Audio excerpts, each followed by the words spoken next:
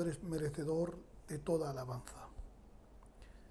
Hasta ahora pues hemos estado pues enumerando de alguna manera o de la mejor manera que he creído conveniente y que me ha sido posible narrar pues parte de la historia y de la cultura de Roma, y me gustaría pues empezar una pequeña introducción pues al libro de Romanos. Gloria al Señor. ¿Por qué? Porque he creído conveniente explicar un poquito la tradición, la cultura, la situación de Roma para poder hablar de la epístola. No podríamos empezar sobre el capítulo 1 sin entender parte de su historia. Así que podríamos ver que la carta a los romanos fue escrita por el mismo apóstol de San Pablo. Algunos dicen que entre el año 52 a 56. Yo personalmente me inclino sobre los años 56, 58, por lo que he podido averiguar, gloria al Señor, porque no fue tan prontamente sobre el año 52. No, él ya llevaba alrededor de 20, 22 años como apóstol, como máximo, cuando empieza a escribir una carta a Roma, no solamente para alentarlos, gloria al Señor. Él está en Corinto y en su tercer viaje misionero, y esta carta se la va a dirigir a la iglesia, concretamente en Roma, a esa comunidad cristiana que Pablo todavía no había visitado. Gloria al Señor. Esto nos hace entender que él no fue el fundador de la iglesia que ya estaba en Roma. Según cuenta la historia, que cuando Pedro el apóstol empezó a predicar el mensaje evangelístico en su tierra de Judea, en Israel, en este caso, mejor dicho, gloria al Señor, que concretamente casi seguro que sería Jerusalén.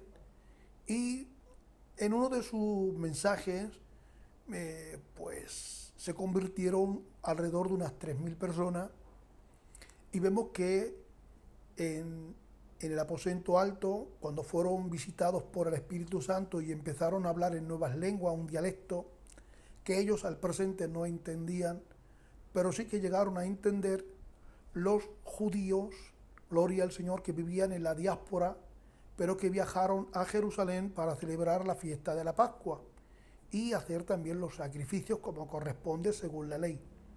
Estos eran por ejemplo, de Cirene, que queda al norte de África. Otros venían de Alejandría, que corresponde pues a Egipto. Otros venían de Mesopotamia, del Ponto, de Galacia, y algunos venían también de Roma. En su segundo viaje, en su segundo mensaje evangelístico, gloria al Señor, se convierten alrededor de unas 5.000 personas, un total de 8.000. Entre estas miles de personas, evidentemente, habían personas que eran ciudadanos romanos o que al menos vivían en Roma, que eran judíos que vivían según la ley de Moisés.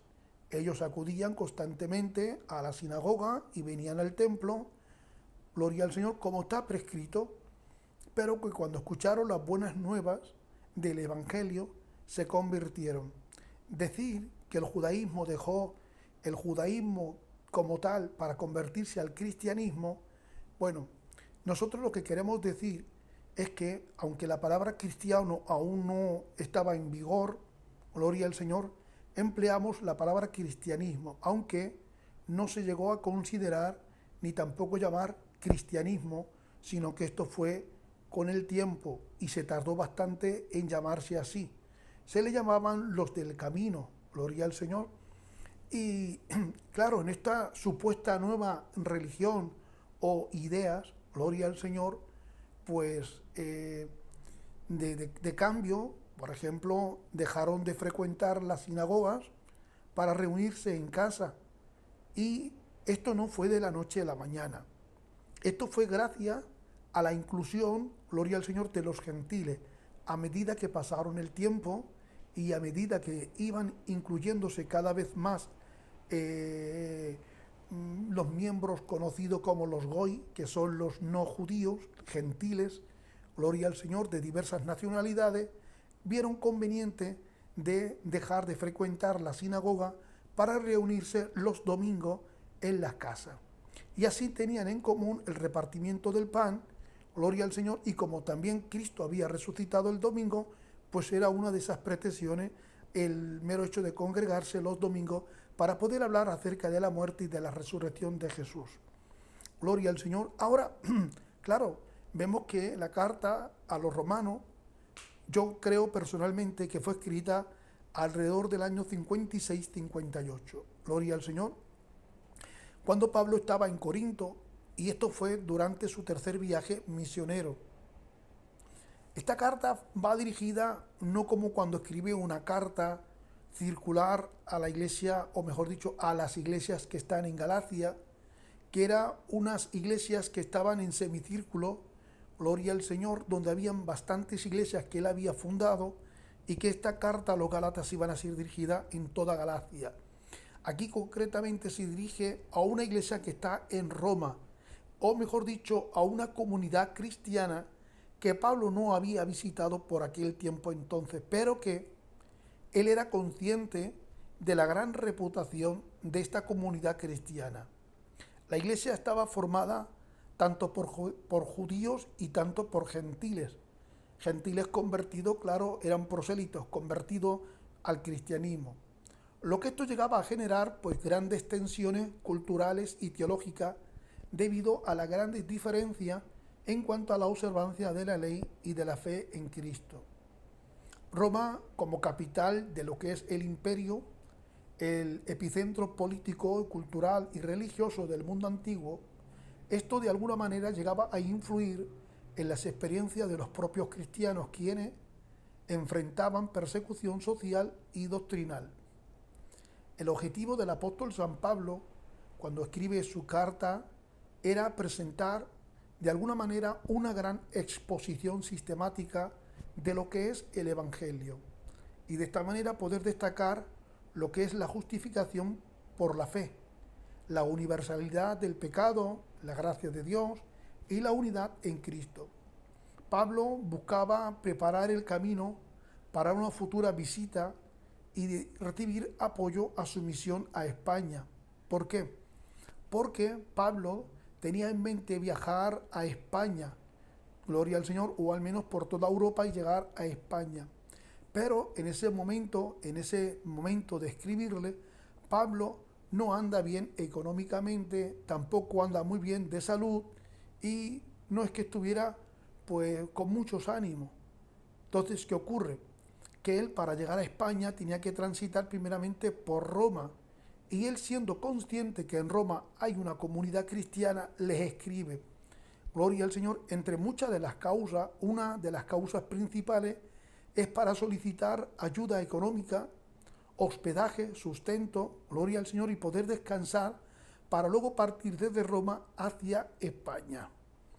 Así vemos que los romanos consideran la cumbre del pensamiento teológico del apóstol San Pablo. Temas como, por ejemplo, vemos en los romanos la justicia de Dios, la relación entre lo que es la ley y la fe, la vida en el Espíritu, la soberanía divina, gloria al Señor, y son muchos temas que se tratan de una manera profunda en esta carta o en esta epístola, gloria al Señor. Ahora, vemos que en el capítulo 1 y verso 1, cuando dice Pablo mismo, Pablo, siervo de Jesucristo, llamado a ser apóstol, apartado para el Evangelio de Dios. Aquí vamos a intentar de alguna manera, pero muy resumida, explicar pues cada frase. Por ejemplo, Pablo.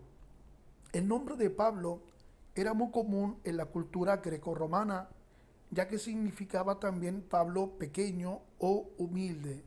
Originalmente Pablo se llamaba Saulo, gloria al Señor, Saulo, pero era también reconocido Saúl para los hebreos, que es un hombre hebreo y que significa pedido a Dios. Vemos que la elección de usar su nombre gentil refleja, pues de alguna manera, su misión como apóstol para los gentiles, y esto ya lo vemos reflejado en el capítulo 2 del libro de los Gálatas, y también su propia identidad que ha sido transformada en Cristo. cual lo llegó a llamar para ser apóstol de las naciones. Cuando dice siervo de Jesucristo, aquí podemos hablar de la palabra siervo y también de Jesús y de Cristo.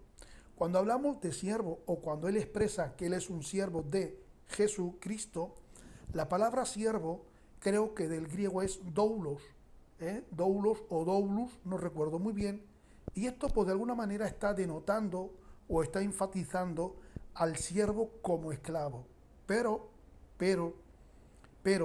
en un contexto espiritual significa total sumisión a Cristo por voluntad propia. En el pensamiento hebreo, esta idea pues está relacionada con el siervo del Señor. Gloria al Señor. También era un título de honor que llegaron a usar también Moisés, David y otros de los profetas. Pablo lo que está destacando es que su identidad está de alguna manera definida por su relación con Cristo, no por su nacionalidad judía, gloria al Señor, ni tampoco por sus logros o posición social. Él es un doulo, siervo, voluntario.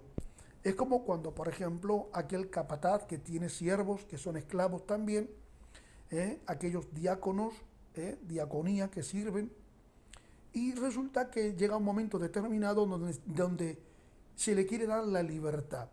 Pero como el dueño lo ha tratado siempre muy bien, con mucho respeto y nunca ha sido pues maltratado, el esclavo, a pesar de recibir la libertad, decide voluntariamente convertirse en el doulos, en el esclavo voluntariamente y servir.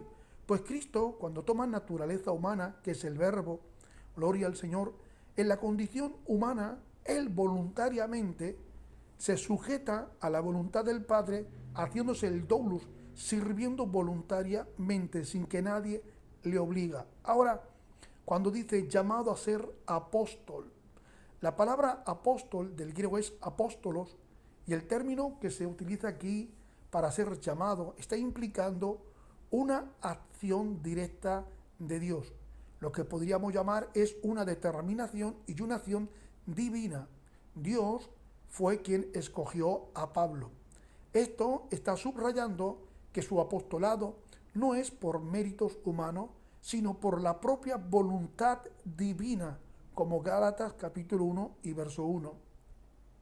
No es que él quisiera tomar la decisión o que alguien lo impulsara o lo animara a ser un apóstol. Por ejemplo, apóstol, que es un apostolado o apóstolos, que significa aquel que es llamado o comisionado. Gloria al Señor, comisionado. El apóstol San Pablo, con el tiempo, una vez de estar convertido, escribe a la iglesia, especialmente le escribe a los romanos en esta forma que es muy común para los de Roma, porque entendían la cultura greco-romana.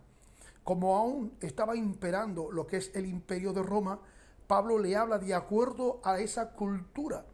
Por ejemplo, cuando se llamaba a alguien como a un César, a un gobernante, a un alto dignatario en Roma y se le comisionaba específicamente para una misión que se le enviaba, a eso se le llamaba apóstolos o apóstol, que significa ser llamado o comisionado para algo específico. Así que el apóstol San Pablo, gloria al Señor, se considera también como apóstol porque ha sido llamado y comisionado por Dios por una misión específica. Gloria al Señor. Apóstol significa ser enviado o mensajero. Y Pablo está enfatizando su comisión especial para proclamar el Evangelio, equivalente a un embajador de Cristo. Gloria al Señor. Ahora, cuando dice apartado para el Evangelio de Dios, la palabra apartado implica ser puesto a un lado o consagrado para un propósito definido o especial. Lo que está reflejando es que el llamado de Pablo, su nacimiento, según Gálatas capítulo 1, verso 15, y su misión, fue algo exclusivo para el Evangelio, donde Dios permitió ciertas circunstancias y eventos en la vida de Saulo, pero que luego Dios lo aparta, lo comisiona, lo llama para convertirse en un enviado, en un apóstol, y es apartado de la vida ordinaria y de la vida, pues digámosle, rutinaria, acostumbrada a llevar, para una misión específica que ha encomendado Dios desde la eternidad, que era convertirse en el enviado mensajero de Dios. Cuando habla aquí apartado para el evangelio, lo que significa es que aquí la palabra evangelio o evangelium significa buenas noticias. Aquí lo que Pablo está conectando es con Dios y está enfatizando que el evangelio es divino en su origen, no una invención humana. Gloria al Señor. Mirad, aquí lo que podemos ver es que nuevamente el apóstol San Pablo, o casi siempre en el libro, o en casi todos los libros del Nuevo Testamento, Pablo está empleando frases, vocablos, según la cultura que está viviendo, que es la cultura greco-romana, y lo adapta a su evangelio. Cuando habla aquí de evangelio o de buenas nuevas, gloria al Señor, para anunciar el evangelio, bueno, las buenas nuevas eran lo que también llegaban a utilizar los romanos cuando, por ejemplo, se posicionaba a alguien como César, como a un tribuno, o cuando, por ejemplo, se llamaba a un apóstol que iba a ser comisionado y enviado para una función específica. Eso requería que alguien dara las buenas noticias de cierto evento, gloria al Señor, o de cierta pues actuación que hubiera en el presente. Y a eso se le llamaba las buenas noticias. El apóstol San Pablo, viendo todo esto, dijo: si ellos dan como buenas noticias de que hay un emperador, de que hay un rey, de que hay un alto dignatario, que hay un senado, y que así sucesivamente en todo lo que acontece a Roma tienen por objetivo transmitirlo como buenas noticias, qué mejor noticia es poder ser un comisionado, un apóstol, y ser enviado para dar las buenas nuevas del evangelio. Gloria al Señor. El evangelio sí que son buenas noticias, porque cambia a las vidas, transforma corazones. Y esto de San Pablo lo está tomando de la cultura de los romanos. Este versículo está mostrando cómo Pablo ve su vida completamente definida por su llamamiento divino.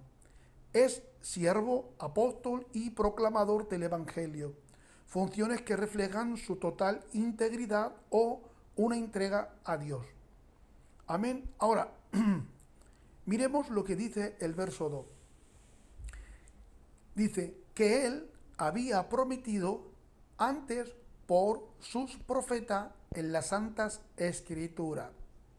La palabra o la frase que él había prometido antes. Gloria al Señor, que había prometido antes. El verbo prometido antes, gloria al Señor, está implicando que el evangelio que está proclamando Pablo en el presente no es algo, ¿cómo le diríamos?, de innovación o improvisado. No es un plan improvisado ni una idea nueva que surge de las convicciones del apóstol. Esto es algo que él está proclamando en el presente, pero que procede, gloria al Señor, que procede desde la eternidad.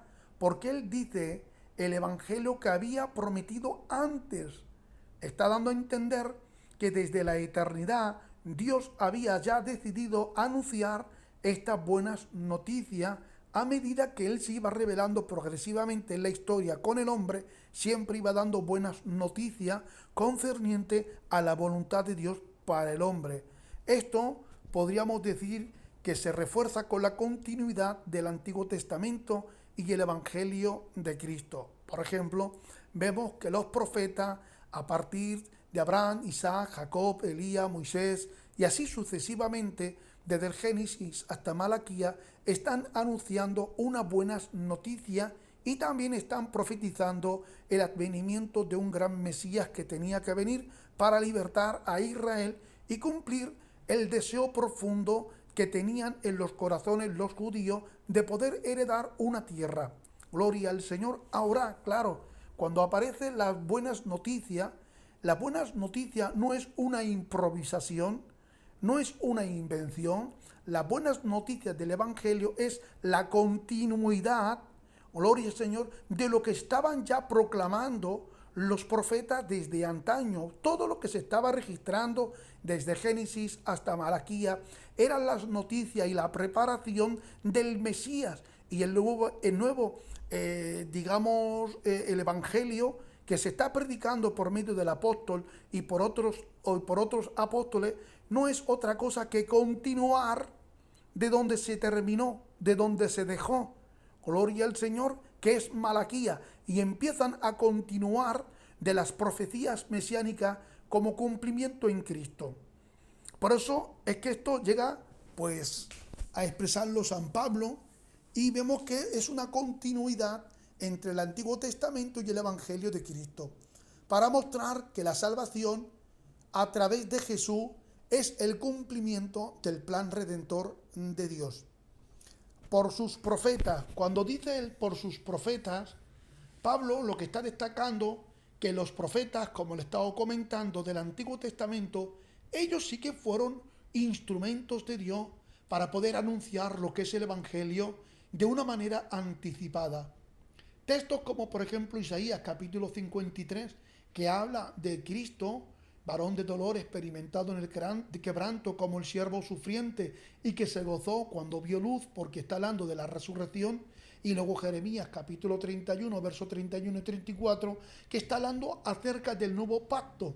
Gloria al Señor. ¿Qué nuevo pacto? Cuando Cristo dice, cuando está pues con los discípulos en el aposento alto, gloria al Señor, en la ciudad de los esenios, le dice a los discípulos, este es el nuevo pacto en mi sangre. Es decir, el nuevo pacto que se había profetizado en Jeremías se cumple en Cristo, y Cristo es la continuidad de lo que se está diciendo en todo el Antiguo Testamento. Podemos echar un vistazo a Ezequiel capítulo 36.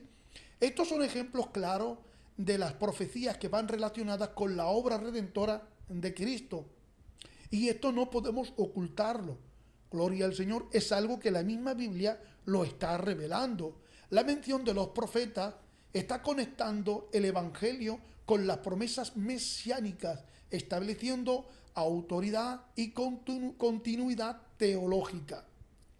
Cuando Pablo dice en las Santas Escrituras, gloria al Señor, la palabra escritura se está refiriendo específicamente al Antiguo Testamento, que era la única Biblia en tiempos del apóstol San Pablo. Gloria al Señor. Cuando dice las Santas Escrituras, la palabra santa, gloria al Señor, está resaltando la naturaleza divina y que es separada de estos textos que son considerados como la revelación e inspirado por Dios. Y Pablo está subrayando que el Evangelio no contradice para nada las Escrituras, sino que más bien están fundamentados en ellas. El Evangelio que está predicando el apóstol San Pablo no es improvisado, no es una novedad, sino que más bien se está afirmando en las profecías mesiánicas dichas por los profetas, y que está fundamentada ¿dónde? En las Escrituras del Antiguo Testamento. Aleluya. Por eso podemos ver que este versículo de alguna manera está reforzando la fidelidad de Dios a sus promesas. El Evangelio de Jesucristo no es un cambio de planes, sino más bien el cumplimiento de lo que ha sido anunciado anteriormente desde tiempos remotos. Aleluya. Por eso creemos que los creyentes deben de confiar en que Dios cumple lo que promete. Su palabra es eterna y sus propósitos son inmutables. Además, esto nos invita a profundizar en el conocimiento de las Escrituras. ¿Por qué? Porque en ellas, gloria al Señor, son vida eterna, y ellas son una brújula que nos guían, que nos llevan al camino, la verdad y la vida, al cual es Cristo. Amén. Fijémonos que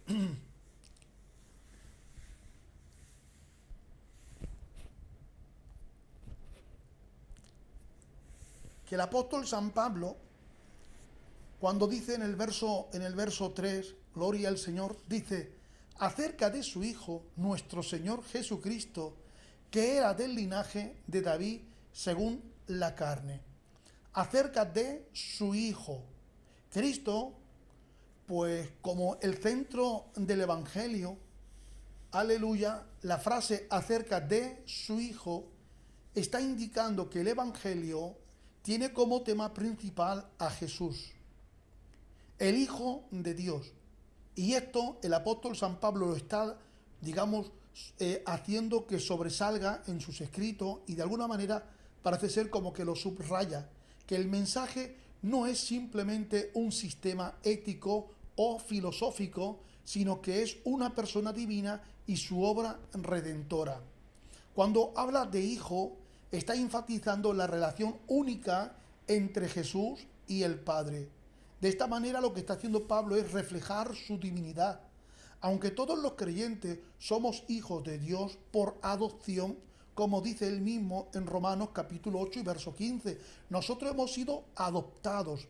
¿Esto qué está diciendo? Bueno, lo que está enfatizando el apóstol San Pablo era muy entendible, era algo muy familiar para la comunidad de Roma, o sobre todo para estos cristianos, gloria al Señor, tanto gentiles como judíos que residían en Roma. ¿Por qué?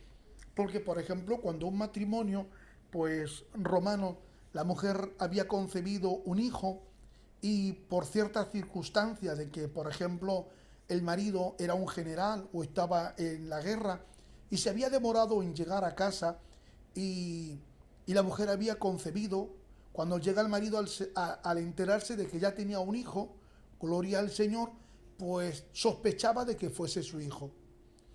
O que posiblemente, cuando la mujer había dado un hijo legítimo de su propio marido, y no sé, por circunstancias de la vida, el niño ha salido pues con una deficiencia, con una incapacidad, gloria al Señor, tanto física como psíquica, y el padre, si al niño del cual sospechaba que era su hijo legítimo, o que era su hijo legítimo de verdad, si solamente lo miraba durante 3 segundos y le daba las espaldas, le estaba diciendo a la mujer: lo repudio, no quiero aceptarlo en mi núcleo familiar, no lo considero hijo.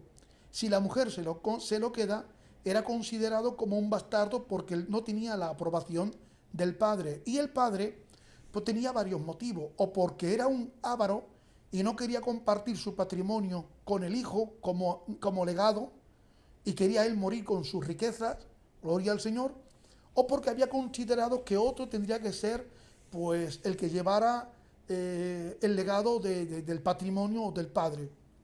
La madre entonces pues tenía varias opciones. Una era quedárselo y quedarse como un bastardo y sufrir el niño en toda su adolescencia, y luego pues ganarse la reputación por otra vía que sería muy muy difícil, porque un bastardo por aquel tiempo era pues considerado algo inmundo, gloria al Señor.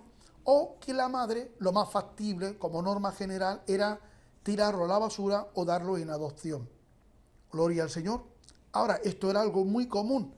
Cuando se daba en adopción o se tiraba entre las callejuelas de Roma y estaba quizás por la basura, pues a merced de que pasaran los pobres o algún compasivo para recogerlo, cuando pasaba, por ejemplo, un romano pues que tuviera misericordia y era pudiente, o sobre todo que tuviera la suerte, dentro de la providencia de Dios, gloria al Señor, de que fuera un aristócrata, en este caso que fuera pues uno de los patricios o un general adinerado, mejor dicho sería un patricio, gloria al Señor, o uno de los grandes políticos que existían en Roma, con aquellas túnicas conocidas como la pretexta, que tenía un borde de color púrpura para denotar a la sociedad de que era un hombre importante, gloria al Señor, tanto en Roma como en la política y tanto religiosamente, porque eran politeístas. Y cuando él se lo quedaba mirando y tenía compasión de este bebé que ha encontrado o que llegó a adoptar, él pues cogía y como la túnica tenía un brazo izquierdo pues descubierto y el derecho lo tenían tapado, gloria al Señor, lo que hacía era, pues que con la mano derecha, entre su pecho izquierdo, cogía el manto y lo tiraba hacia arriba y con la mano izquierda tomaba al bebé y lo introducía en su pecho. Volvía a cerrar y lo que era revestir, cubrir al bebé. Lo que estaba diciendo es, yo no solamente te voy a adoptar como hijo, sino que también te voy a cubrir y te voy a revestir de dignidad porque te adopto como hijo.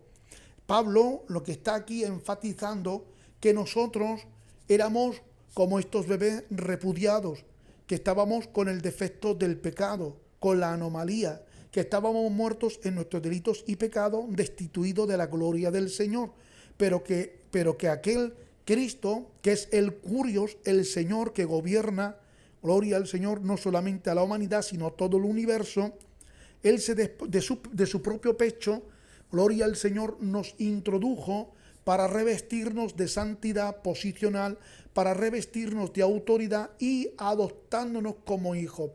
Al adoptarnos como hijos, nosotros ahora somos herederos y coherederos con Cristo Jesús porque no somos bastardos, gloria al Señor. Eso es lo que estaba enseñando el apóstol San Pablo aquí. Ahora, cuando dice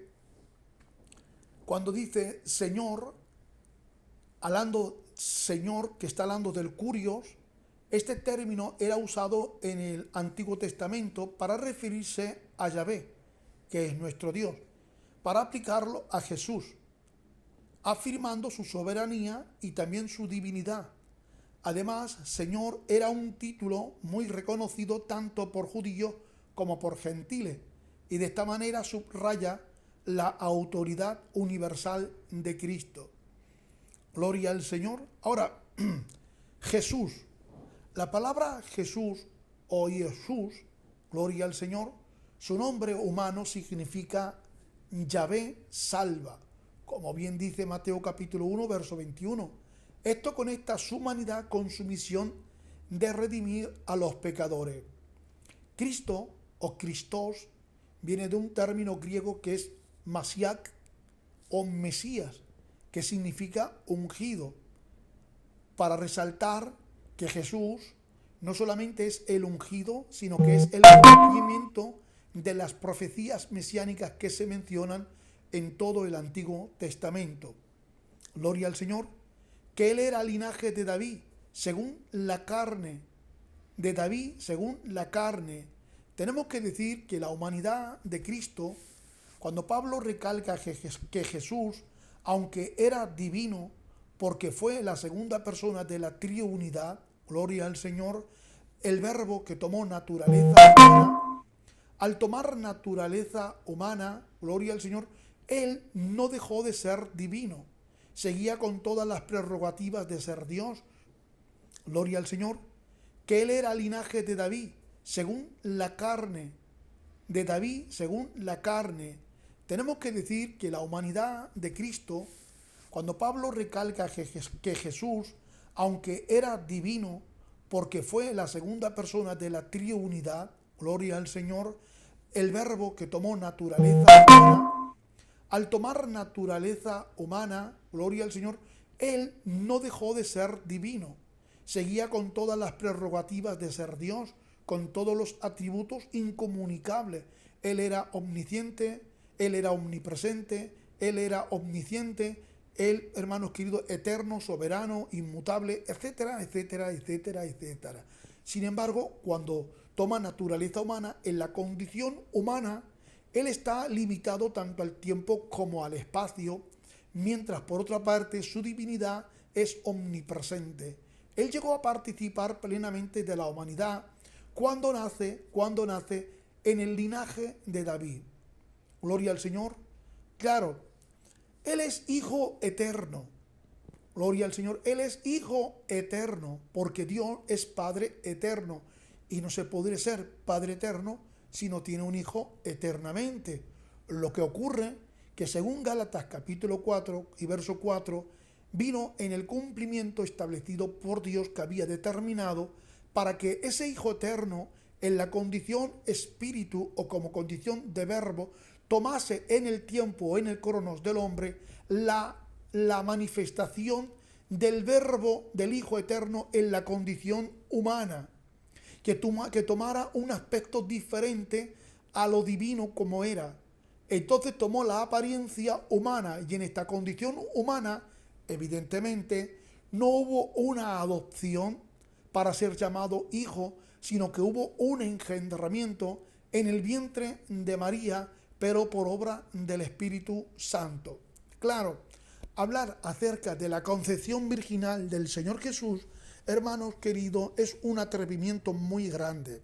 Hay muchas ideas, muchas hipótesis, cada una de ellas brilla por su fantasía y con un gran colorido, hermanos queridos, pero que no dejan de ser hipótesis, porque la Biblia nos dice por medio del apóstol San Pablo: grande es el misterio de la piedad, Dios manifestado en carne.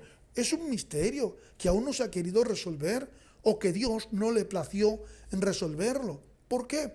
Porque ¿cómo vamos a hablar? Sí, podemos hablar de que tanto el hombre como la mujer, en el nuevo feto, en el nuevo embrión, cuando la mujer queda embarazada, cada uno puede aportar su herencia cromosómica. Esto es, cada uno de ellos aportan 23 cromosomas, y suma 23 del padre y 23 de la madre, un total de 46 cromosomas, que es la constitución del ser humano, con un código genético perfectamente, para que el nuevo embrión nazca, gloria al Señor, perfecto biológicamente.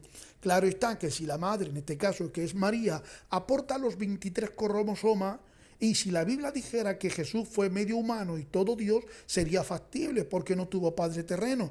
Pero es que la Biblia enfatiza el milagro, es todo Dios y todo hombre. Nos preguntamos entonces, ¿cómo es posible? Si María no tuvo relación sexual con José, gloria al Señor, fue virgen, y estando en la condición de virgen, vino el Espíritu Santo sobre ella y quedó embarazada. Una obra, un milagro, sí, hay que creerlo por la fe. ¿De dónde sacó el otro espermatozoide para que el nuevo ser que iba a ser Jesús humanamente pudiera ser humano perfecto? No sabemos.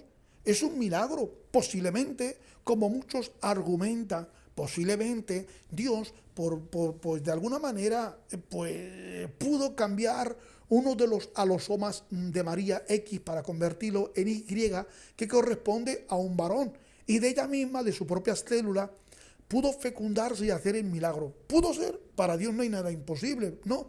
Pero eso son conjeturas que la Escritura no dice. Así que nosotros creemos, gloria al Señor, que fue un milagro, y que como humano, gloria al Señor, como humano, Él era hijo natural de María y venía del linaje de David. Sin embargo, por parte de José, no fue padre terrenal, gloria al Señor, sino que más bien Él lo adoptó como hijo. Gloria al Señor. Y al adoptarlo como hijo, también tenía todos los derechos como hijo, porque fue adoptado. Ahora, según la carne, este término lo que está destacando su humanidad sin negar su divinidad. Jesús no era un ser espiritual abstracto, nació físicamente como hombre, lo que lo llegó a calificar para ser nuestro Salvador, según el libro de Hebreos capítulo 2. Jesús como Dios y como hombre. Este versículo está mostrando, por una parte, la dualidad de la naturaleza de Cristo, completamente Dios y completamente hombre. Esta doctrina, conocida como la unión hipostática, es esencial para la redención, ya que solo un ser divino humano podría medir o podría mediar entre Dios y los hombres. Ahora podemos entender, Cristo es el pontífice entre Dios y los hombres. Él es el puente que tenemos que cruzar, porque nadie va al Padre si no es por Él. Ahora, tenemos que entender que al enfatizar que eres el linaje de David, del linaje davídico, gloria al Señor, Pablo está conectando el Evangelio con el pacto de Dios con Israel. Esto está mostrando que la venida de Cristo no es solo una mera manifestación de gracia, sino que también está mostrando la fidelidad divina. Jesús no es solo un maestro o un gran profeta. Jesús es nuestro Señor, el Curios. Gloria al Señor. Esto está implicando que nosotros debemos someternos a su autoridad, a su señorío, a su gobierno y vivir en obediencia a su palabra.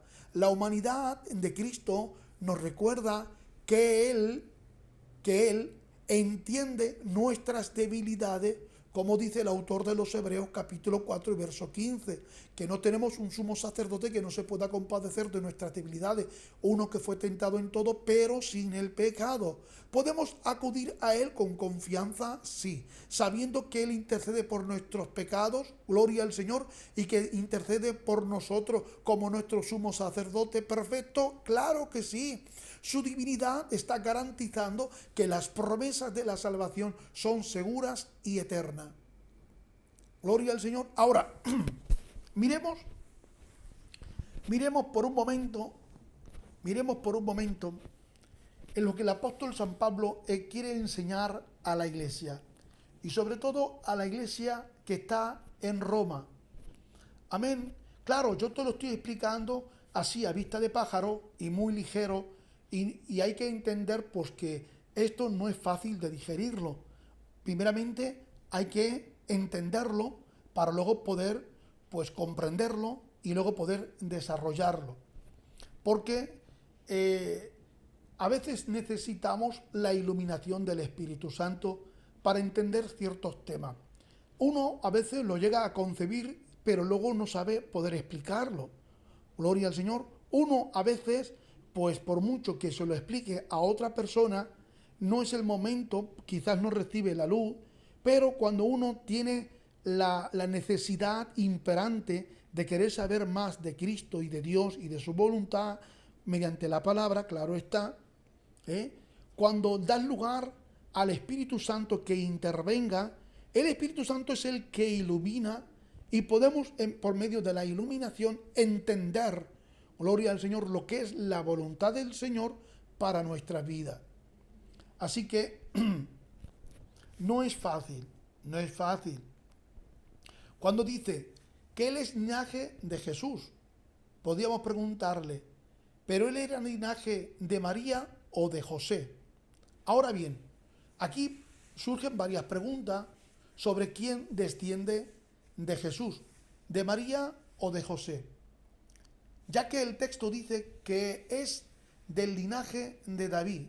Vamos a mirar, así, a vista de pájaro, gloria al Señor, pues los dos textos. Vamos a ver la genealogía en los evangelios.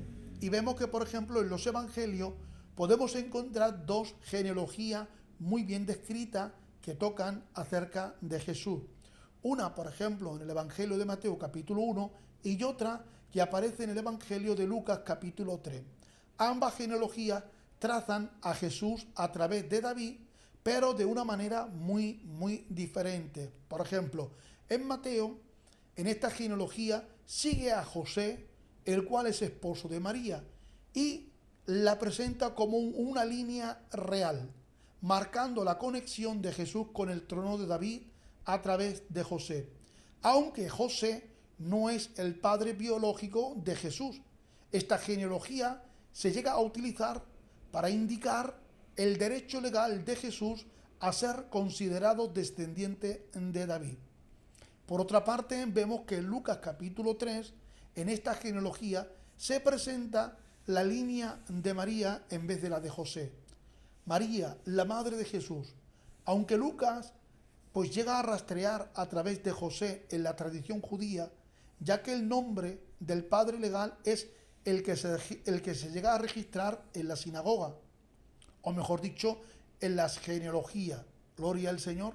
Sin embargo, algunos pues que consideramos estudiosos, pues grandes teólogos, sugieren que la genealogía de Lucas está reflejando la línea de María, mostrando que Jesús también llega a ser descendiente de David por parte de su madre. David como la raíz de la esperanza mesiánica. En el Antiguo Testamento, las promesas de Dios a David incluyen que su descendencia sería eterna y que su trono sería para siempre. Esto lo encontramos en el segundo libro de Samuel, capítulo 7. Esto se está refiriendo específicamente al Mesías, que tenía que venir de la casa de David. Ambas genealogías, tanto Mateo como Lucas, están mostrando que Jesús cumple con estas promesas, ya sea a través de la línea legal de José o de la línea biológica de María. Miremos que Mateo capítulo 1 subraya que José es hijo de David y aunque no es el padre biológico de Jesús, el papel de José como padre adoptivo concede a Jesús la legitimidad de ser llamado hijo de David, es decir, por adopción. De acuerdo con la ley judía, la adopción por un padre legal le llegaba a conferir derechos legales y quedarse hasta con la herencia. ¿Por qué es relevante el linaje de David?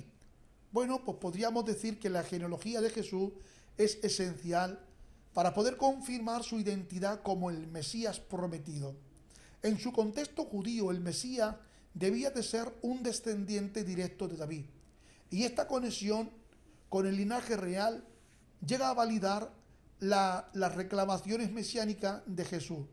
Aunque la línea legal de José es la más prominente en los evangelios, ambas genealogías, Mateo y Lucas, llegan a establecer que Jesús es legítimamente el descendiente de David, un aspecto crucial para el pueblo judío de esa época.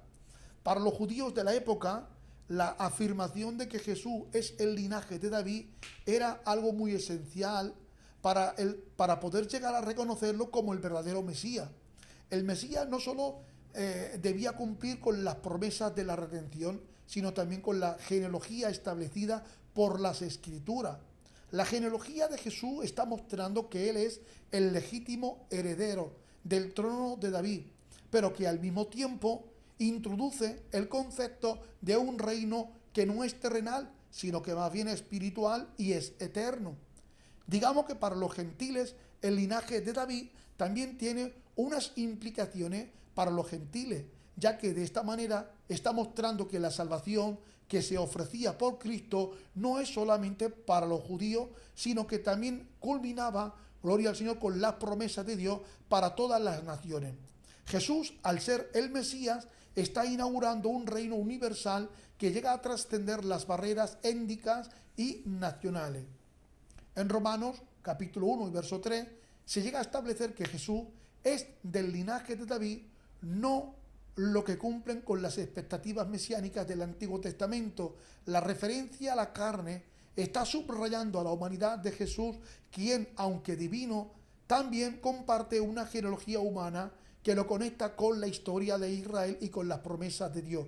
Jesús desciende tanto de José legalmente como de María biológicamente, cumpliendo con la doble necesidad de ser hijo de David y ser el verdadero Mesías para Israel y para el mundo. Gloria al Señor, que es cierto que no vamos a pasar por alto. Gloria al Señor, que muchos de ustedes ya estarán pensando, pero ¿había una maldición en la genealogía de David? Gloria al Señor, sí, efectivamente. Hay una maldición relacionada con la genealogía de David y es muy importante que tengamos que aclararlo.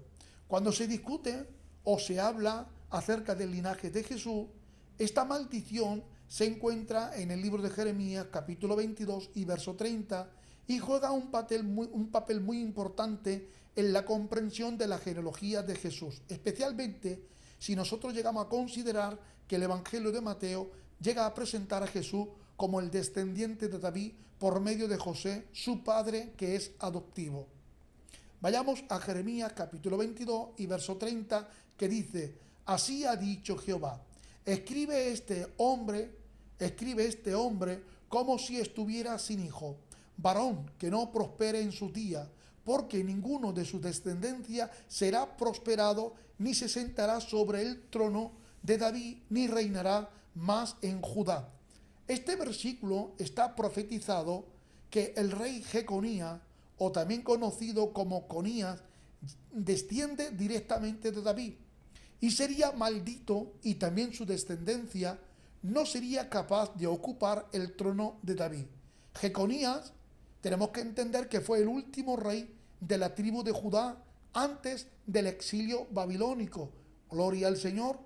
Y debido a su gran desobediencia y a sus malas acciones contra Dios, Dios pronunció esta maldición sobre él y su línea de sucesión.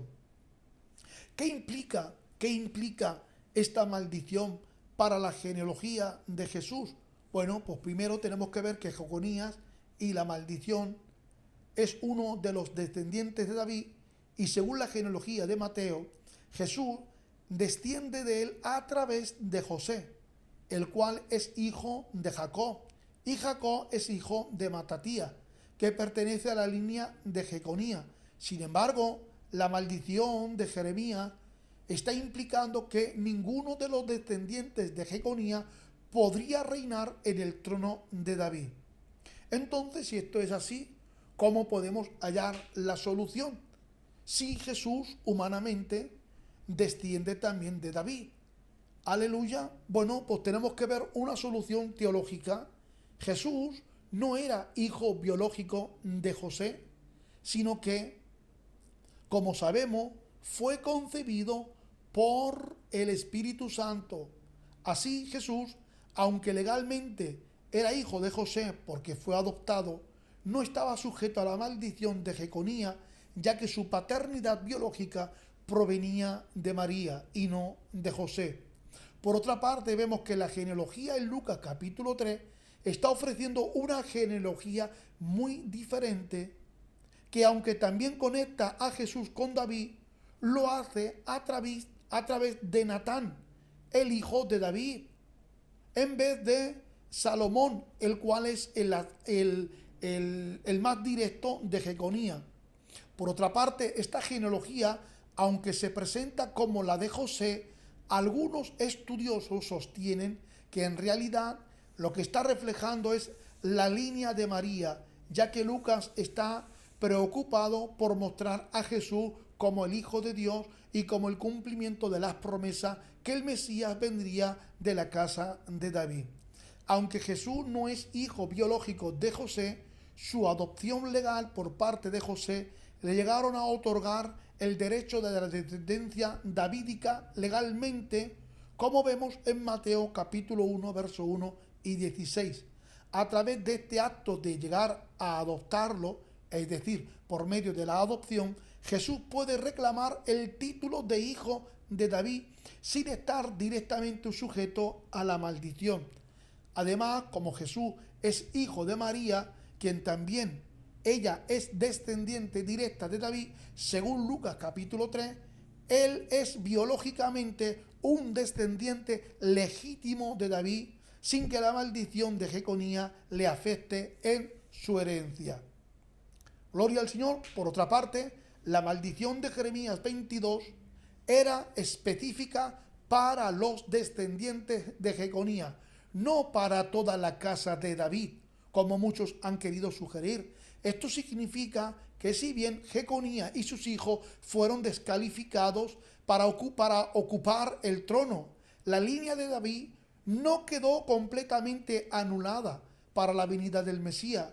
A pesar de la maldición, Dios aún tenía un plan para poder restaurar lo que es el reino de David en las personas de Jesús, quien, aunque era descendiente de Jeconías legalmente, no estaba sujeto a esta maldición por su naturaleza divina y tampoco por su concepción virginal.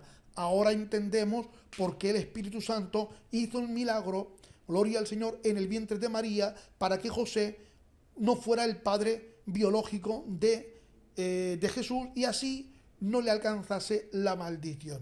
Gloria al Señor. Ahora, creo que hasta aquí pues vamos a detenernos. Llevamos casi una hora para explicar casi 3 versículos del libro de Romanos capítulo 1. Que Dios os bendiga. Un abrazo de parte de vuestro amigo y hermano Chato, siervo del Señor Jesús.